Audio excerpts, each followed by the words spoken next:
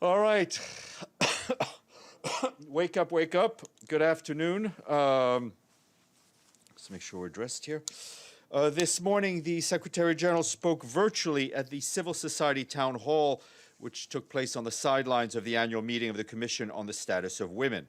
He said that we are seeing new evidence almost every day that the social and economic impact of the pandemic has been devastating for women's rights, and particularly for those most vulnerable: poor women, women working on the informal economy, and indigenous women. He noted that despite these serious setbacks to gender equality and women's rights, there's a huge gender gap in the task forces and panels that are supposed to be building the recovery. There is no excuse for this, he said, adding that male-dominated teams will come up with male-dominated solutions. The Secretary General underscored that we cannot go back to the failed man-made policies that have resulted in the fragility we see around us in healthcare systems, in social protection, in access to justice, and in the well-being of our planet. The Secretary General added that the upcoming Generation Equality Forum will offer a critical opportunity to confront gender disparity, as well as the enduring structural inequalities that precede it. He also heard from representatives from civil society and answered their questions, and that was live on Web TV, and I think it is already archived there, or will be shortly. This morning, the Deputy Secretary General, Amina Mohammed, spoke at the opening ceremony of the fourth meeting of the Forum of Countries of Latin America and Caribbean for Sustainable Development. She noted that while the pandemic is expected to produce the worst economic contraction in the history of the region, governments are implementing rapid responses through unprecedented fiscal and social measures, which has saved millions of lives and prevented many from falling into poverty. She underscored that much remains to be done to stave off further damage and use the recovery to reignite the Sustainable Development Goals, and reiterated the UN's support for the region. And yesterday, Ms. Mohammed chaired the first annual meeting of the new Regional Collaborative Platform for Latin America and the Caribbean. The Regional Collaborative Platforms are a new mechanism to bring together all UN entities with regional activities to support the sustainable development for the region. And turning to Myanmar, our colleagues in Geneva at the UN Human Rights Office said today the number of peaceful protesters who have been killed since February 1st, according to them, has climbed up to at least 149. The office says that more than 2,000 people remain arbitrarily detained. There are deeply distressing reports of torture in custody, and hundreds of people who have been unlawfully detained remain unaccounted for. You will have seen the statement we issued yesterday afternoon, in which the Secretary General said he was appalled by the escalating violence in the country at the hands of Myanmar's military. He also said the killings of demonstrators, arbitrary arrest, and reported torture violate fundamental human rights and stand in clear defiance of calls by the Security Council for restraint, dialogue, and a return to Myanmar's democratic path. He urged the international community to work collectively and bilaterally to help bring an end to the repression by the military, and urges the military to allow visit by his special envoy as an important element in calming down the situation and setting the stage for dialogue and a return to democracy. Also on Myanmar, the World Food Programme today warned that the current political unrest could impact the supply chain and markets, leading to rising food and fuel prices. WFP has found that prices of palm oil and rice are trending upwards in some areas. According to WFP, coming on top of the pandemic, if the price trends continues, they will severely undermine the ability of the poorest and most vulnerable in Myanmar to put enough food on the family table. More information online. You will have seen Martin Griffiths, or you'll heard Martin Griffiths, Special Envoy for Yemen, warning the Security Council this morning by video conference that Ansar Allah's offensive in Marib continues, putting civilians, including an estimated 1 million internally persons at risk. Fighting forces on both sides have suffered heavy losses, he told council members. He added that cross-border attacks have also increased significantly in recent weeks, and said he was concerned about the intensification of missiles and drone strikes, including one that have targeted civilians and commercial infrastructure in Saudi Arabia. The special envoy noted the recent fire at a migrant detention center in which dozens of people were killed, saying that there must be an independent investigation into the cause of these fires. All people in Yemen, regardless of nationality, must be afforded protection and kept safe, he affirmed. Mark Lowcock, for his part, our head of humanitarian affairs, warned council members that a lack of funding was hurting the efforts to stave off famine. Although the March 1st event raised $1.7 billion, he said that's less than half of what aid agencies need for this year's response plan. Speaking of response plans, a couple of funding opportunities to flag. In Nigeria, in Nigeria's capital, Abuja, we, along with our humanitarian partners, launched Nigeria's 2021 Humanitarian Response Plan. We are seeking $1 billion to help 6.4 million of the most vulnerable people, among 8.7 million people in need of humanitarian assistance in Nigeria. Most of the funds will go towards the response to the humanitarian crisis in the northeast states of Borno, Adamawa, and Yobe. More than 5 million people in the region risk acute hunger in the forthcoming lean season because of escalating conflict, displacement, and livelihood disruptions due to the pandemic restrictions. This is the worst outlook in 4 years. Last year, just over half of the funding needed for the 2020 Humanitarian Response Plan was received. Despite the low funding, the humanitarian partners helped more than 5 million people in 2020. And in South Sudan, we, along with our partners, launched this year's South Sudan Humanitarian Plan, calling for $1.7 billion to reach 6.6 million people in need of aid and protection. Alain Nudehu, the humanitarian coordinator in South Sudan, said thousands of humanitarian workers, most of them South Sudanese, are working tirelessly to save lives and provide humanitarian assistance to people in the areas of greatest need. But he said we need urgent funding to prevent a further deterioration of the situation, and we need the violence to stop so that people of South Sudan can finally recover and rebuild their lives. And UNHCR launched the 2021 South Sudan Regional Refugee Response Plan, which seeks $1.2 billion to help 2.2 million South Sudanese refugees across 5 neighboring countries. Nearly 2/3 of these refugees are under the age of 18, including 66,000 children who have been separated from their parents. UNHCR praised the Democratic Republic of the Congo, Ethiopia, Kenya, Sudan, and Uganda for continuing to generously host South Sudanese refugees. It calls for renewed support from the international community to help them. And in response to questions I've been asked about the violence over the weekend in the eastern part of the Democratic Republic of the Congo, I can tell you that the UN peacekeeping mission in that country is reporting that at least 14 civilians were killed in an attack by suspected combatants of the ADF. This happened Sunday night in Bulongo village, which is located east of Beni. Yesterday, peacekeepers from the Force Intervention Brigade deployed to the area of the incident following the discovery of the bodies. Few COVAX notes. Today, Somalia kickstarted its COVID-19 vaccination campaign, a day after the arrival of 300,000 doses of AstraZeneca vaccine through the COVAX facility. This initial batch of vaccines targets frontline workers, the elderly, and people with chronic health conditions. The Special Representative of the Secretary General, James Swan, said the UN is committed to supporting authorities to reach out to the most vulnerable to contain the spread of the virus. And over the weekend, COVAX delivered 12,000 doses of the vaccine to Eswatini. This brings the total number of doses delivered there to 32,000. Authorities received an initial 20,000 doses from the government of India last week, also with UN support. Healthcare and essential workers will be vaccinated first.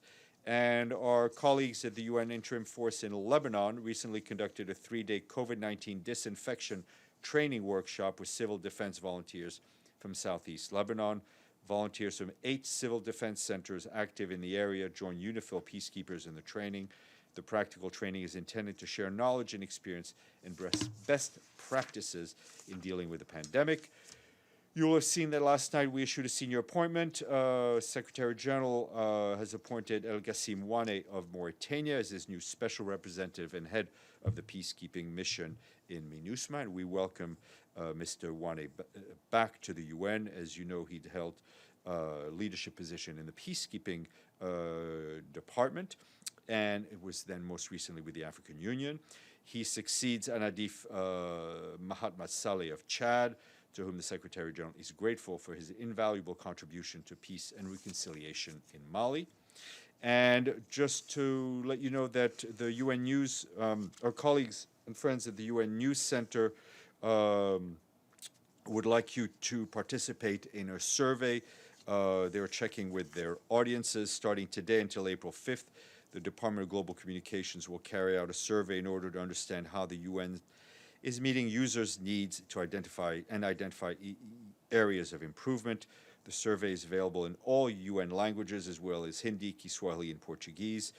It's on the UN News account and on social media. And we thank the 3 states that have paid their regular budget dues in full, bringing us up to 73. Anybody can guess who those 3 states are? At least one?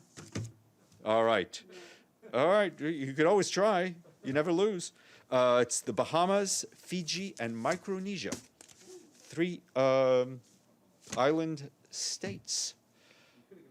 I could have given us a clue. Next time. All right. James and then Celia. Okay, a couple of questions if I can.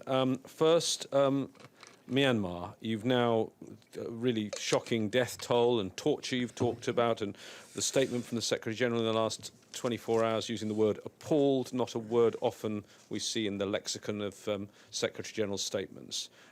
So clearly, this is as concerned as you can get, but words aren't going to cut it anymore, are they? There's going to need to be action. What's the Secretary-General's view on that? Would he like to see the Security Council meet again?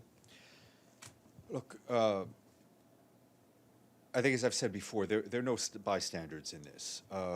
We need to not only continue to hear the collective voice of the Security Council, we also need to hear the voices of the countries in the region.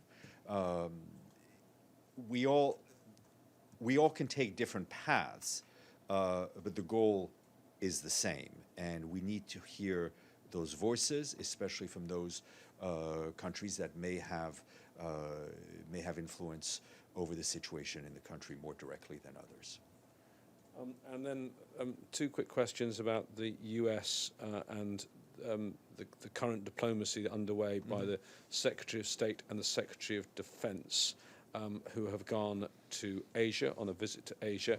As you know, they are planning to be in Seoul in the next few hours, and a statement has come from the sister of Kim Jong-un. We take this opportunity to warn the new US administration trying hard to give off gunpowder smell in our land. If it wants to sleep in peace for the coming 4 years, it better refrain from causing a stink at its first step. What is the Secretary-General's view on what doesn't seem to be particularly good signs in diplomacy with regard to North Korea? The Secretary General's position on situation on the Korean Peninsula remains the same. He wants dialogue. He wants to see a denuclearization of the Korean Peninsula. He wants to see tensions lowered, whether those tensions are military or rhetorical tensions. I think we would want to see re-engagement of the major players on this file to try to find a diplomatic solution forward. And a final follow-up, when Secretary Blinken comes back to the US, he'll be in Alaska, he'll be meeting the Chinese Foreign Minister Wang Yi. The Secretary-General has spent quite a bit of attention on that relationship between China and the US. He's warned of the great fracture. This is the first senior meeting of the new administration and of the Chinese government. What are the Secretary-General's hopes for that meeting? Well, we hope for a positive outcome. We hope that China and the United States can find ways to collaborate on critical issues, notably on climate change, on rebuilding the post-COVID world. We fully understand that there are tensions and outstanding issues between the two, but they should also both find ways to cooperate on the biggest global challenges that are before us. Celia de la Varenne. The Chinese has informed the UN Secretary General that China will donate 300,000 doses of COVID-19 vaccines to United Nations peacekeepers, with priority given to peacekeeping mission in Africa. Why in Africa? Is it because China has interest in Africa? They're, solidly, implemented in Africa. Why not listen, I saw the report. I'm trying to get details on it. But what is clear is that so we're trying to get details. It's a very generous offer, and we're very thankful for it. But as for the motivation, you should ask the Chinese permanent mission. But it's clear that the bulk of our peacekeeping operations and the bulk of our peacekeeping soldiers and police officers and military observers are in Africa. But I think the questions you asked are best answered by the Chinese mission, but we do very much thank them for this gesture. Yep. And I have another one. When a special envoy is nominated, like in Mali right now, how long is he nominated for? Like, what's the length of his contract? Yeah. I'd have to check. That's a very good question. I don't know why. Because I have the feeling that the one who was there before did not stay too long. No. Or maybe I'm wrong. Mr. Anadif was there for quite some time. Yeah.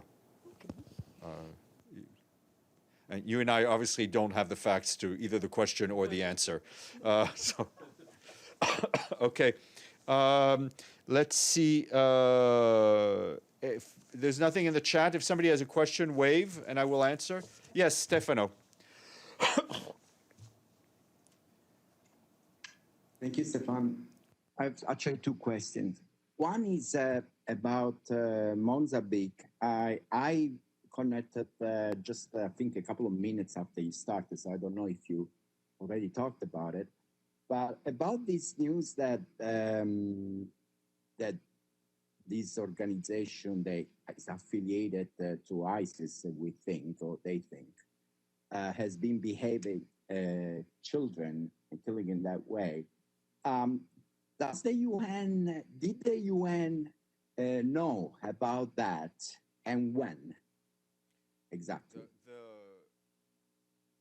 First of all, I'd say we have been reporting on the situation in Mozambique for quite some time, on the devastation, the humanitarian devastation, the violence has been perpetrated, and so the report is horrific, and I think is bone chilling. And we have, and we will continue to support the people of Mozambique, the government of Mozambique, as it tries to bring help and aid to the people, especially in the most impacted provinces. But I would refer you to the Secretary General's own statement on Mozambique, which was issued over the weekend. Your second question, Stefano. Okay. My second question was is about the case, the Pachola case in Colombia. In an interview with the parents of Pachola, they just came out in Italy, the parents say, the Mari Pachola said that they were asked specifically, do you think that UN has been helpful? And they say, not at all. Actually, we know that the truth, it will come out, has to come out of the UN, and they practically in the response, they are very upset the way the UN has been handling all the investigation. So, do you have any response to give to these parents that think that the UN has not been collaborative in the investigation on the death of the son? First of all. Our hearts again go out to the Pacholi family for the terrible loss that they've suffered. We have worked as hard as we can to cooperate with the investigations that are ongoing. We're very sorry if they feel this way, and it's not for me to question them in any way, shape, or form. But I can tell you that we have been cooperating as much as possible with the relevant criminal investigations. Okay, Evelyn and then Philippe. Thank you, Steph. Just when you research China's vaccine doses to peacekeepers, could you also ask what flavor, what kind of vaccine they're going to donate? Understood. Oh, and by the way, my colleagues who actually pay attention to the briefing just sent me a message. Mr. Anadif spent 5 years in Mali. Celia. So I don't know if that is long for you, but I think it is. It's a very good amount of time for a special representative. Okay, Philippe. Merci, Stéphane. The Libya final report was due yesterday to the Council, and apparently the Secretariat just sent a letter saying there is some technical issue. Can you tell us what are the technical issues on this release of this report? You're referring to the panel of experts report? Yeah, Yes. the technical issue is that it's about 500 pages, and I think which even for a UN report is a bit long, and so I think we're just having some uploading, some IT issues, but they're working through them as quickly as possible, and then you can have the joy of downloading 500 pages after we've finished uploading 500 pages. Okay, any more questions? Mr. Bays. Yes, the UK has announced that it is increasing its nuclear arsenal by 40% to 260 warheads. What is the Secretary-General's reaction to that, and does he believe, as a signatory to the Nuclear Non-Proliferation Treaty, they're in breach of that treaty? We're aware of the release of the media reports on the Integrated Strategic Review. I know the report is currently public, and we're studying its contents at this point. Would the Secretary-General be disappointed if any member or any signatory to the Nuclear Non-Proliferation Treaty decides to increase, not decrease, their nuclear arsenal? As I said, we're going to go through the report. What is the Secretary-General's position is that he's always and will continue to call for a world free of nuclear weapons. And that was his position yesterday, and that'll be his position today and tomorrow. And a question on the CSW today. The US Vice President is speaking. The US, as you know, has changed its position on gender issues and increased its funding for these issues. What's the Secretary-General's reaction to that and the way that it may change the conversation at this year's CSW? Well, we welcome those policy announcements. I think UNFPA welcomed it, as did UN Women. They are a critical move forward in helping address the many challenges that women face, notably on issues of their own health. Okay. Thank you. See you tomorrow. Oh, what are you going to do? I might be joining you for breakfast from Alaska, because that's where I'm going in about a month's Oh, excellent. How are you flying there? I mean,